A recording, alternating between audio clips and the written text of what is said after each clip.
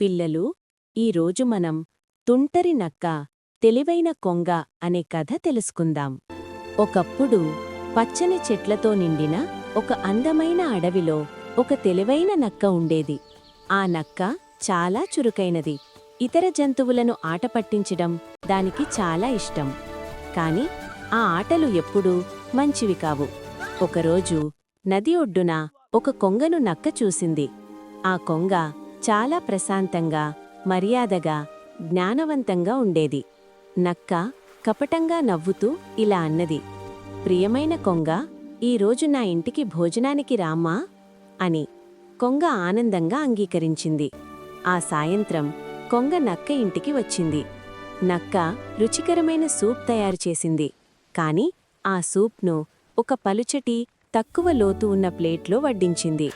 నక్క వెంటనే తన నాలుకతో సూప్ తాగడం ప్రారంభించింది.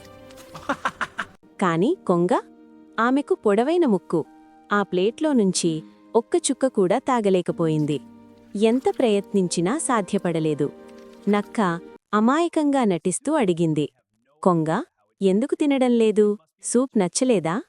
కొంగ అన్నీ అర్థం చేసుకుంది, కాని కోప్పడలేదు. మృదువుగా నవ్వుతూ చెప్పింది, "ధన్యవాదాలు నక్క, నన్ను ఆహ్వానించినందుకు సంతోషంగా ఉంది." మరుసటి రోజు కొంగ నక్కను ఆహ్వానించింది.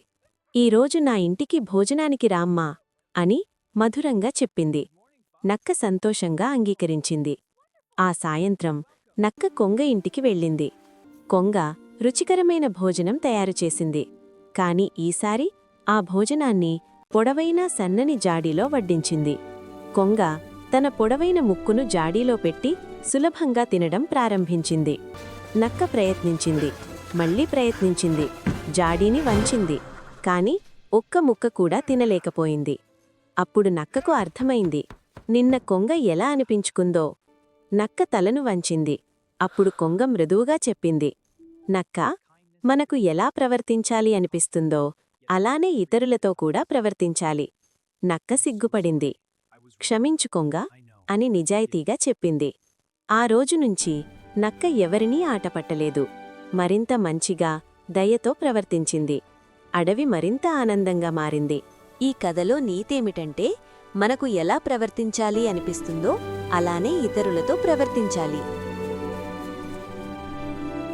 మీకు ఈ కథ నచ్చితే లైక్ చేయండి, షేర్ చేయండి. ఇంకా మంచి కథల కోసం సబ్స్క్రైబ్ చేయండి.